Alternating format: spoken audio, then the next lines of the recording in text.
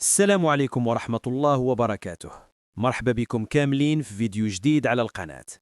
كأس إفريقيا 2025 وصل دابا لمرحلة الحسم، مرحلة اللي ما كيبقى فيها غير الكبار والمنتخبات اللي عرفات كيفاش تلعب تحت الضغط وتحقق الأهم.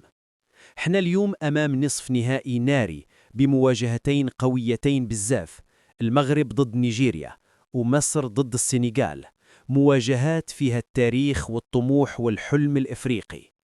المنتخب المغربي دخل ربع النهائي وهو عارف شنو باغي وشنو خاصو يدير. المباراة ضد الكاميرون كانت نموذج في الانضباط والتركيز. المغرب فرض أسلوبه من البداية للنهاية ومعطاش مساحات كبيرة للخصم. النتيجة كانت فوز مستحق بهدفين دون رد، 2-0. أداء جماعي منظم، دفاع صلب وانتقال سريع للهجوم، الشيء اللي خلى المغرب يوصل لنصف النهائي بثقة كبيرة ومعنويات مرتفعة، خاصة وهو كيلعب فوق أرضه وبين جماهيره.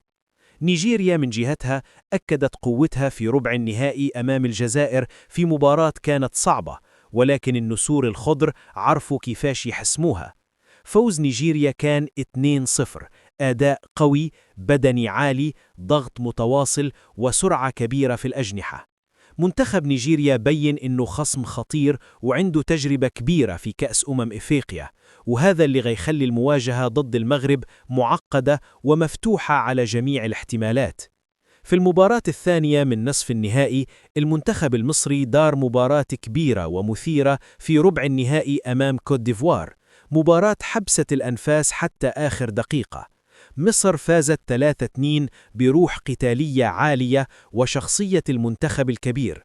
رغم الضغط ورغم قوة الخصم، الفراعنة عرفوا كيفاش يرجعوا في المباراة ويخرجوا بالانتصار. منتخب مصر دائما حاضر في المواعيد الكبيرة وكيعرف طريقه نحو الأدوار النهائية.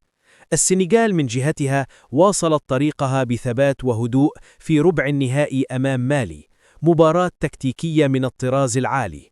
فوز السنغال كان 1-0، انتصار صغير في النتيجة لكنه كبير في المعنى.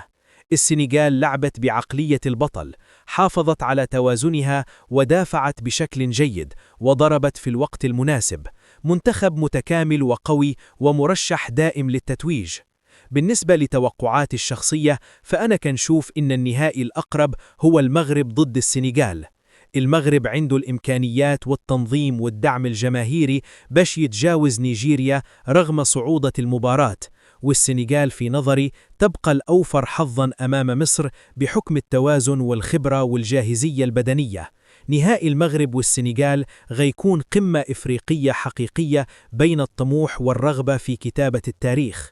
وفي الأخير ما تنسوش تديروا لايك للفيديو إذا عجبكم، وشاركونا آراءكم وتوقعاتكم في التعليقات. وإذا كنتوا جداد في القناة ديروا الاشتراك وفعلوا الجرس باش توصلكم الفيديوهات القادمة.